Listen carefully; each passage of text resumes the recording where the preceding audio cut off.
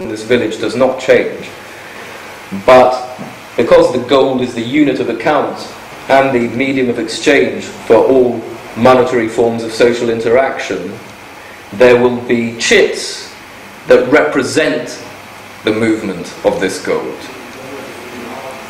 Okay, and that's what a bond is. When gold moves, if gold moves from protagonist A to protagonist B, it is without exception because it's extinguished some form of credit, be it social, be it the clearing credit or the lending side, the capital side. Okay, if gold has moved, it has always extinguished some form of credit. Okay. Now,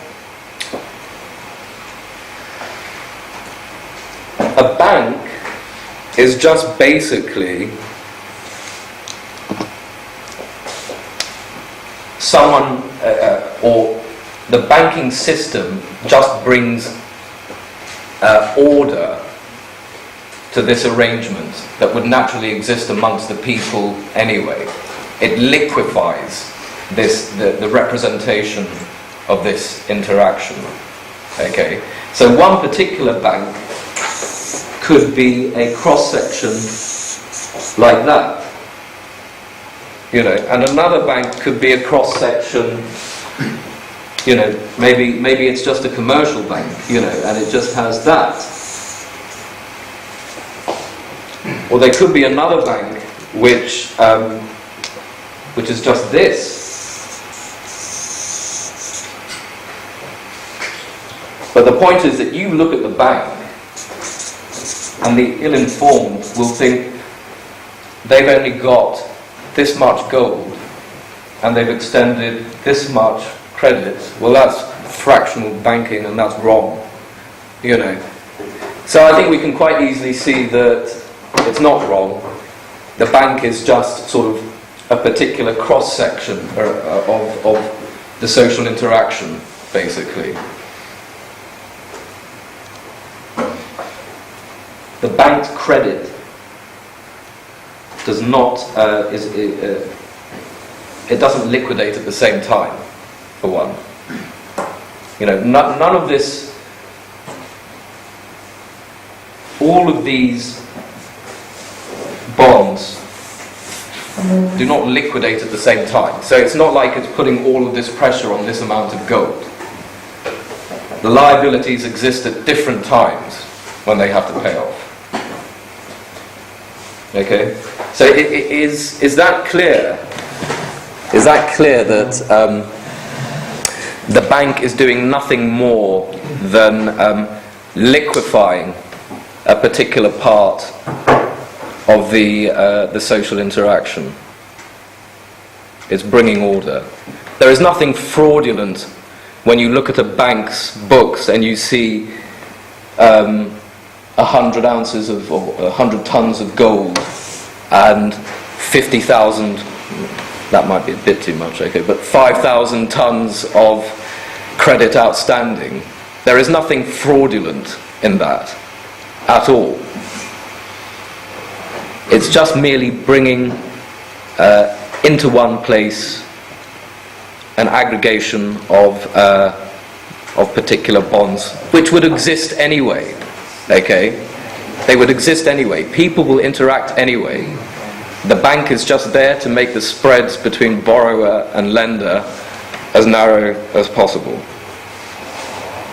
Okay, is that clear? It's clear, crystal clear. Okay. So I've already talked about it, but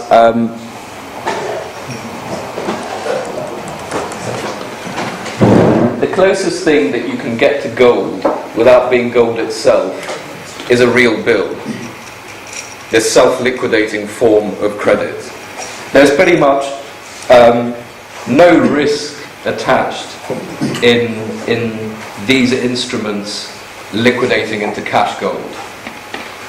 But there is a greater risk of these instruments liquidating into cash gold. You know, there's obviously much more room for error. And what they actually call higher order money, sorry, is again a mistake. It's credit. The only thing that is money is gold. Gold is money, money is gold. Ben Bernanke does not print money, he prints credit. Okay? You can't print money. So this is money, and this is credit, which is synonymous with the movement of money.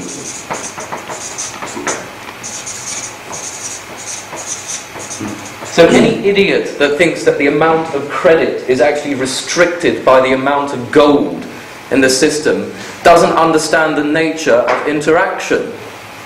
Okay, the amount of credit is not related in some linear fashion to the amount of gold in the system. It's related to how the gold is moving in the system.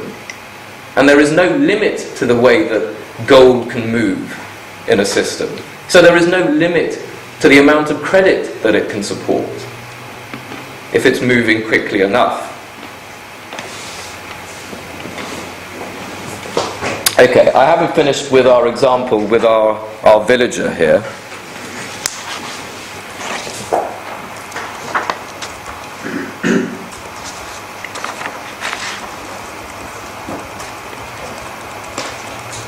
So 2 years have passed, and the repayment of the chits is now due.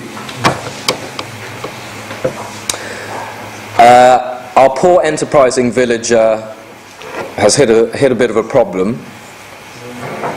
He has saved insufficient money from his warehousing activities to pay off the loan, the credit that was granted to him in full.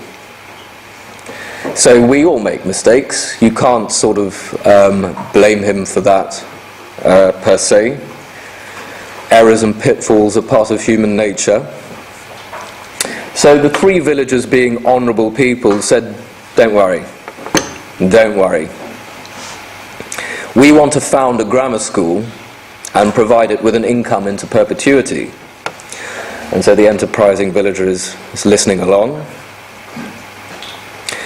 The villagers tell the enterprising villager to change the old chits for a new chit that represents a fixed annual amount, annual money sum into perpetuity. So again, a rate agreed by all was haggled, and an agreement was forged. And the newly founded grammar school held the chit which proclaimed an eternal bond from the warehouseman to the grammar school. And the three villagers thought, well, we want the grammar school to be funded in this way because the grammar school, just like the activity of the warehouse, is likely to be perpetual in nature. So it's a suitable funding mechanism. But the point that I'm trying to get across here is that such disputes are very rarely settled so amicably. Okay, what the enterprising villager did was a form of borrowing short and lending long. He took credit for an insufficient duration in relation to the payoff of, or expected payoff profile of the profits from the sale of produce from the warehouse. And it's not something that was done intentionally. It was a mistake. Okay, but the point about it is that come 2 years, unless some kind of rearrangement was made, that bond would be worthless, effectively, because there's no way for him, there's no way for the villager to repay the debt. Okay, so you can classify the problems that we have in our current monetary system, again using the example of our village here into two types. Okay.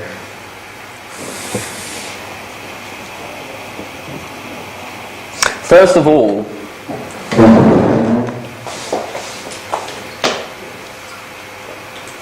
these villagers who granted the loan in the first place, one would have imagined, sat down with this enterprising villager here and discussed the exact requirement for the money, obviously, and profiles of return, etc., etc., and this, that, and the other.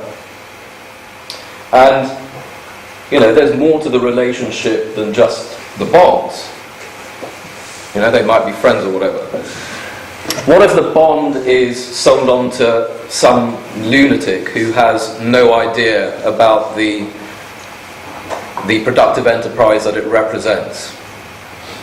As in, what if you try and induce a bond market? Something that would not naturally happen. You know.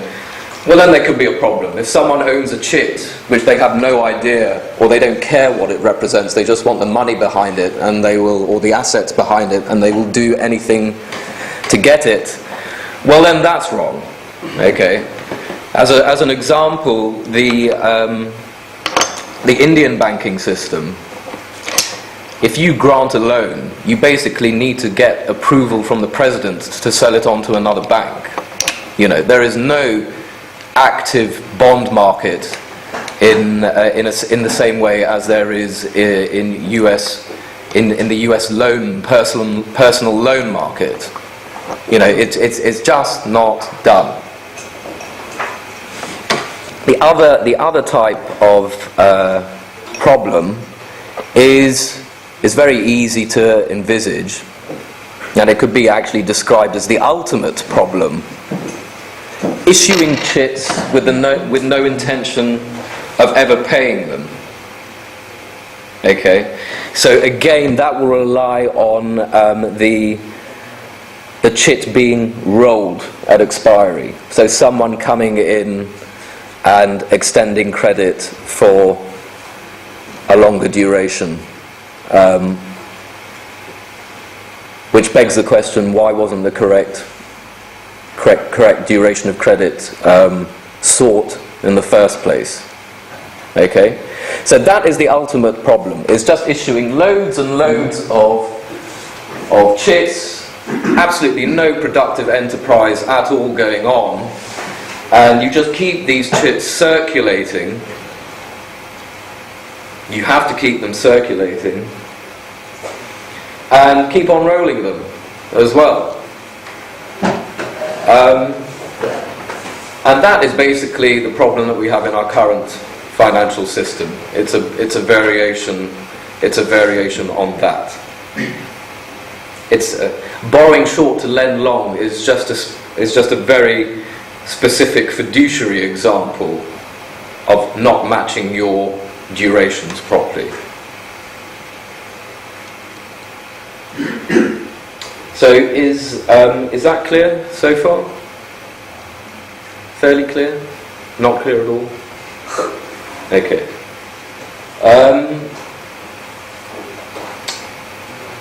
So obviously, if you issue chits without ever intending to repay them, there will be some kind of bifurcation point when the people would realise that it's nothing to do with the quantity of chits in circulation, because as we all know, or as we do now, that is related to the movement of gold, which doesn't have any restriction on it in the pursuit of productive enterprise. But we would have bypassed that at this stage, or we would have done a long time ago in our current financial system.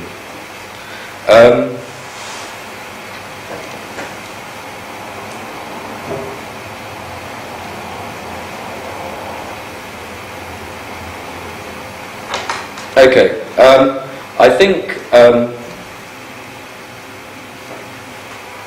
I'll sort of take any questions before the main question period now.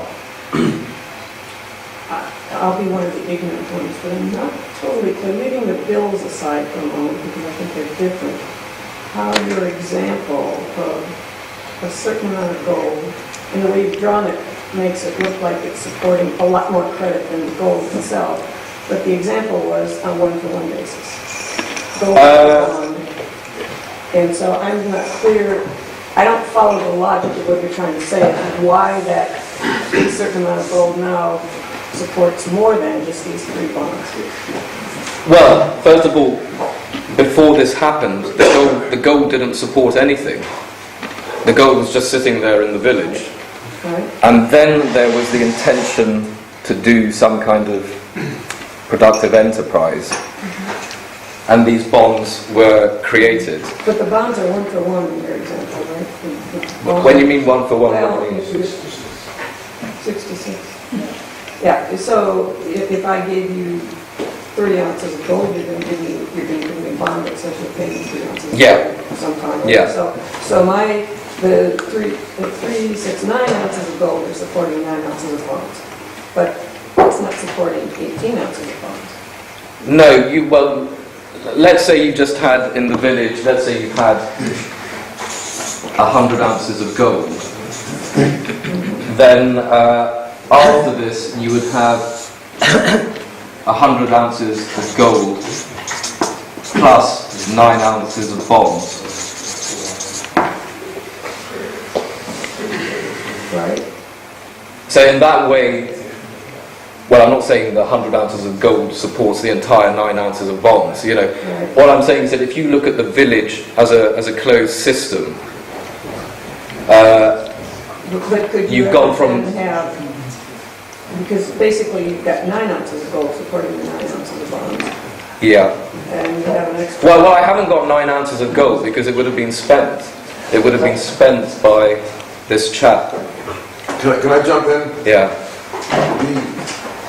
The 9 ounces of gold were borrowed in order to build this warehouse.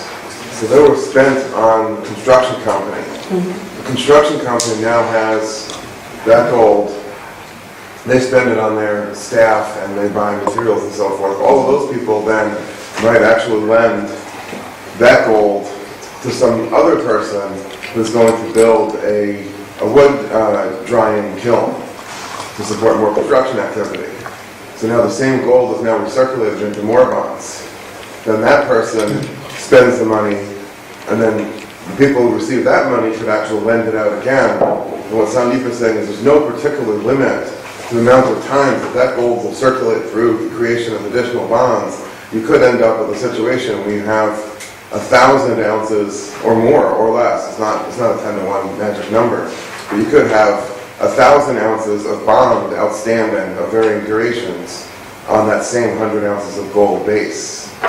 But then you're back to the question of the village, you're not having the gold and not getting it back and not being able to pay off the Well, bond. that problem was a separate problem, nothing to do with either the amount of gold or the amount of bonds outstanding. That problem was he simply miscalculated how much profit he would make on his warehouse, and he wasn't making enough profit to amortize 9 ounces of gold in 2 years. Where does the profit come from if not the gold? Well, he's providing a service to the villagers by buying the produce when it's dirt cheap right after the harvest, and then selling it out throughout the rest of the year so people can have apples in April or whatever it is. That makes whatever profit that it makes, and the profit there has nothing to do with the amount of bonds outstanding. It has to do with how much people value apples in February and April and May and June and so forth before the apple harvest. I wanted to just elaborate very quickly on this. You can either say the bonds themselves, or you can say the deposit system, the time deposit system. Okay, you can either hold a bond yourself, or you can deposit it with your merchant bank, who creates a time deposit against which the bond liquidates at expiry and turns into gold. So this is actually the representation of the time deposit system. which is actually not really needed in a proper gold standard, because I can just buy my real bills, or I can get a discount. I don't need to give my money to the bank so they can earn something. You're not giving your money to the banks. The bank is here. Bank. The protagonists are these people. And I'm talking about the lower half. Well, what do you mean? Here. Well, you were saying the upper half of the lower half is the time deposits, right? No, even a bill would be a time deposit. What? If you have a 3-month, if you've got a 3-month real bill, the choice is you can either own that real bill or you can have a commercial time deposit. Yeah, but why would I take the deposit? Well, do you want to carry around pocketfuls of bills with you? I mean, or bonds? No, but I mean, Can I just jump in? Yeah. The banker is a specialist who's doing a couple of things. One, he's doing due diligence on these bond issuers and bill issuers, which is not a skill that the average person would have. Number two, he's allowing the small investor to diversify. If you have 1 ounce of deposit, you could spread that across 1,000 different bonds or bills through the bank. You could never. Two services that I can buy. Number three, he's the market maker and narrows the bid-ask spread on these things. Number four, he allows a large bond issuer to spread the bond issue across multiple investors.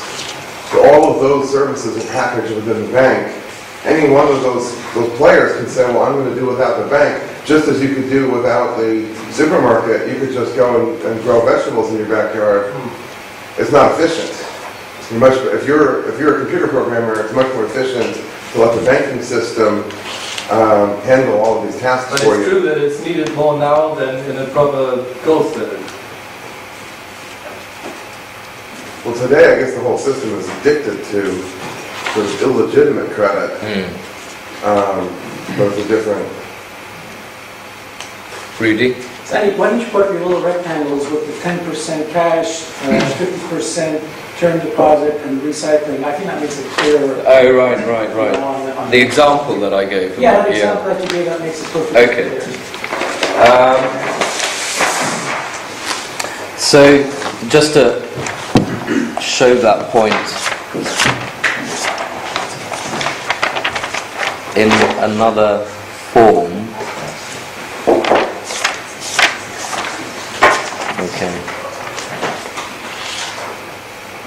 So John has a monetary balance. John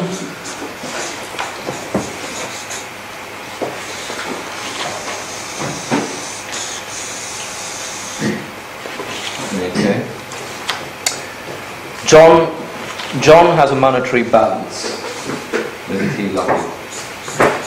And of gold, and he decides that he wants to keep this proportion on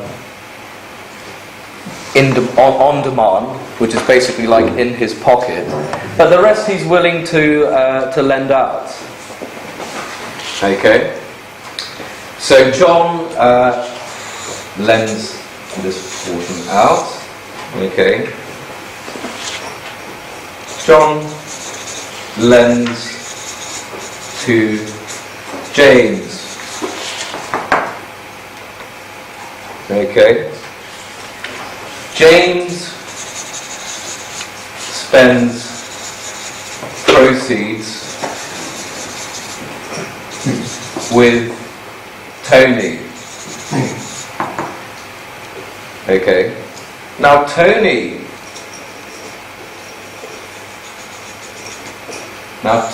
has his own monetary balance.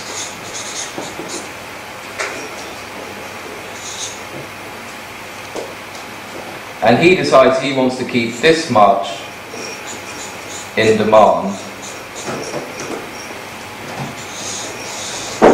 and lend that out. And then you just basically repeat the procedure and you can see how it continues. It's called an iterative procedure there. Can you see how that would continue? Okay, I'll give another example to it. So, Tony now has his monetary balance. Okay. Lends to Brian.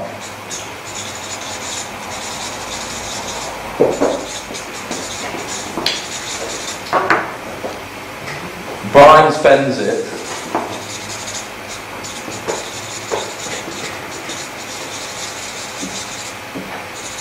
With Matilda.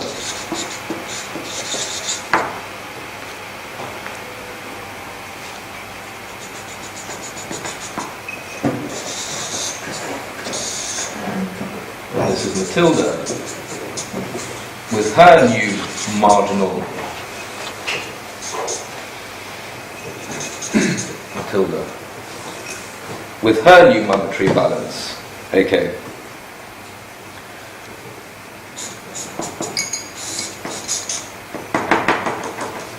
And so on.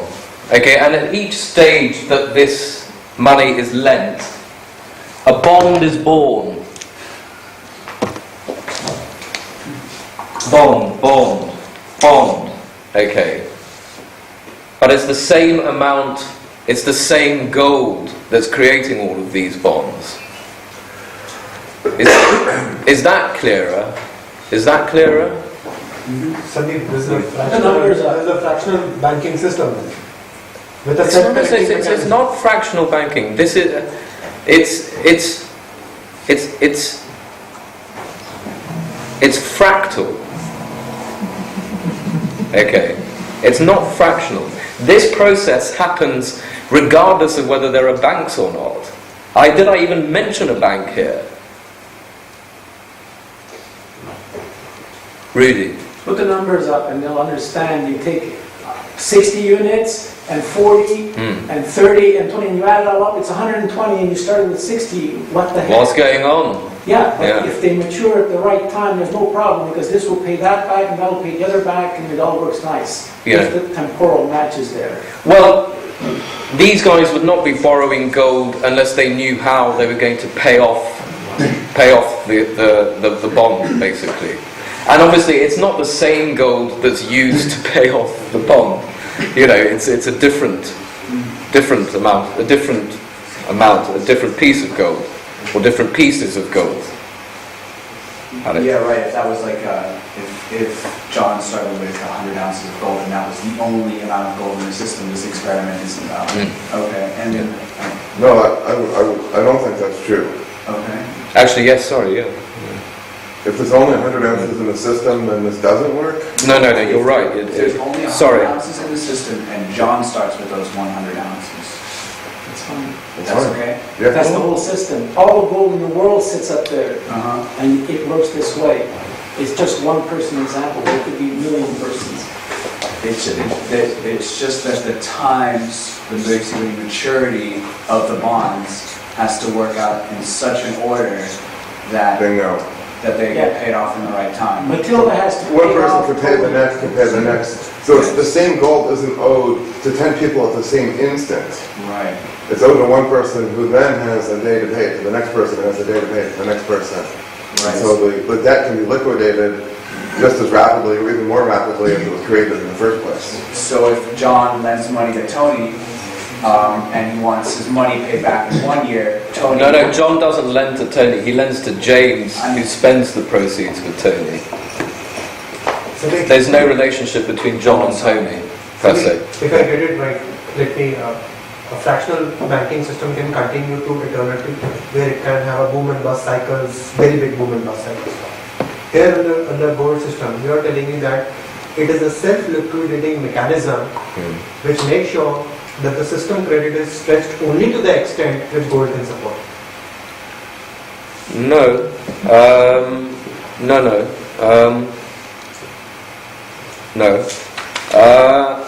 Can you say it again? Sorry?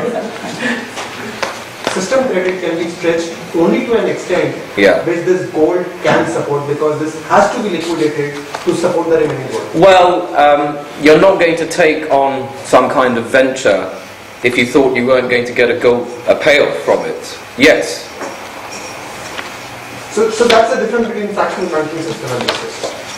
That it does not allow This is a system in as much as nature is a system.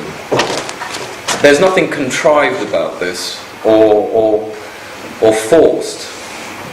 You know, this is the way that human beings would naturally arrange their interaction anyway. It's by the movement of the monetary substance and representations that the movement has to be liquidated by paying the money back again. You know.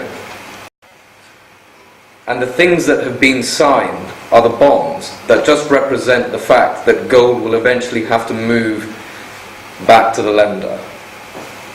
So there are at least three factors that limit the growth of credit in this system. One is the availability of gold that somebody's willing to lend at an interest rate that makes sense for your project. Number two, your expectation of making a profit sufficient to pay it. It's less than train of thought. What was the third? And the third is the willingness of the person who gets the proceeds. So when, in this case, John hires James to build the warehouse, it's now James's call as to how much he wants to keep on demand and how much he wants to lend. So with each case here, Sandeep drew it as sort of a shrinking. Each person who receives proceeds keeps some on reserve and some to lend. So it's shrinking with each stage. At some point it hits a finite. But the proportion of that is not an intrinsic thing. It was probably a much greater number in 1500 than it would be today because the economy is more sophisticated today. People don't need to keep vast sums of gold on demand today the way they would have needed 500 years ago. You know, the range of calamities you expect to happen tomorrow is a much smaller set than in 1500. We don't expect a famine to wipe out half of North America tomorrow, or a black plague, or whatever. And so that represents people's fear and uncertainty of the future. When people are more confident of the future, they'll keep a smaller balance on demand. Really? I'd add something to that too, that if everybody understands how this thing works, when you aggregate all this in the whole system, the little gray parts are the cash part, and the white part is what's actually being lent. And today it's opposite. It's the bank who decides the so-called reserve ratio, how much to keep in cash and how much to lend. And it's very artificial, and it's generally zero or negative, or God knows. But then it's each individual money owner on his view of the world, of the economy, of how risky things are, who decides how much to keep in the current account. And that's it. One direction, not the other. That's exactly the point. One is decentralized and one is centralized. Absolutely. It's a grab of power. Man takes the power from everyone and says, now I'm going to tell you that we're going to make 20% of the Even under a proper goal set, I'd be very afraid of the centralized banking system. That's why there's an antagonism. And it's the individual money owner this whole thing started to break down when property rights were invaded. When you deposit your furniture in a warehouse, it's your furniture. When you deposit your money in the bank, it's the bank's money. And the bank decides what to do with it, no matter what you want. So you keep your money out of the bank. And there's a hole in the ground. So this is what Rudy's getting me to explain here. We only have 100 ounces of gold, but the total amount of time deposits outstanding up to this stage is 180 ounces of gold. And there's nothing fraudulent about that at all.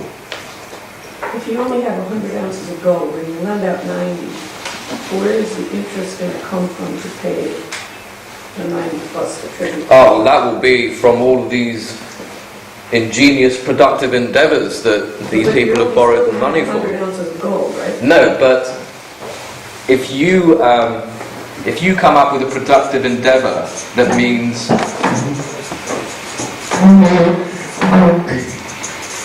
that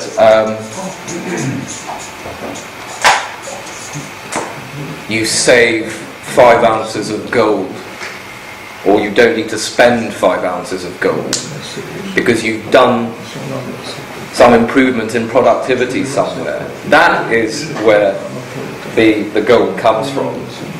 It's from that genius who realized that instead of running across 5 miles to cross the river and going across here to sell my produce, which costs me X. If I just build myself a boat made of leaves, I can sell it for X plus 20. So building a boat with leaves was his productive step, to cross the river instead of running 5 miles around the river or something. Really. If you take this to the big picture, this is the sweet spot. All the productivity improvements feed back into the system, and those very 10 ounces of gold in 10 years will buy more than the same 10 ounces of gold bought 10 years ago. So if all you do is keep your gold in your pocket, you're still ahead. And that was the story under the gold standard. Gentle, slow deflation, so-called deflation, rather than the inflation that Mr. Bernanke's 2% per year, which is chasing you and eating you up, and all the profits and all the improvements in productivity, and the warehouse guy who makes his produce warehouse, all that juice goes to the banks instead of staying in people's pockets.